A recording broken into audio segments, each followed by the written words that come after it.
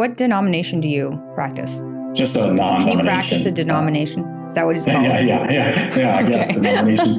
Yeah. Well, it's funny because my wife is from Tennessee, and out there's like all this beef between like the Baptists and the Church of Christ and stuff, because everybody identifies as Christian out there. But like out in Colorado here, like I'm just happy to see people who are Christians and taking it seriously, because we don't really do too many denominations out here. There's no denomination beef that I'm aware of, at least. Oh, that's funny. Okay. Probably same kind of thing. Well, Toronto's pretty atheist or even maybe agnostic, but mostly atheist. I think there's a lot of Catholicism and Orthodoxy, and then Christian, like other non-denominational, I guess. That makes sense. Yeah. I think. Yeah. Have you been looking at the denominations at all, or is it kind of like not really? Okay. Didn't think so. No, not really. Whatever like Protestant is, I suppose. Yeah. Otherwise, I mean, I don't know. I probably don't know enough about it to like come to a conclusive decision, but I feel like there's just like little differing rules, right? Yeah, it's like different preferences, basically. We have 2,000 years of church history.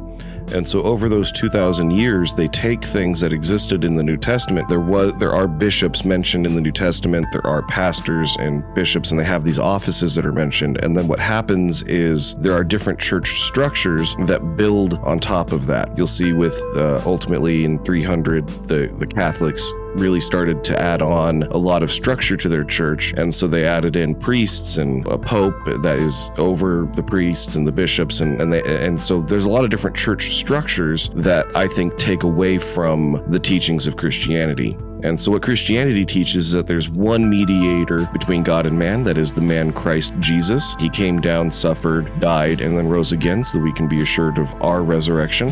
What the churches add on to that are people that are responsible for your faith. So the first person that would be added on that's responsible for your faith would be your pastor, or in some denominations they call them priests. And they make this differentiation between a priest and you, whereas in the Bible there is no differentiation between you and a priest. In fact, every single believer in Jesus Christ who takes on his name and believes in their heart that he rose from the dead, every single person that does that is a priest of the Most High God. And these different denominations make differentiations between those groups. They have the priests and they have the laity. And a priest is responsible for the laity and not the other way around. And that's just completely wrong and leads to horrible, horrible abuses. That's the differences between the denominations, basically. On top of that, they add on traditions and other extra biblical things, but the main difference is the structure of the church and who is responsible for your faith.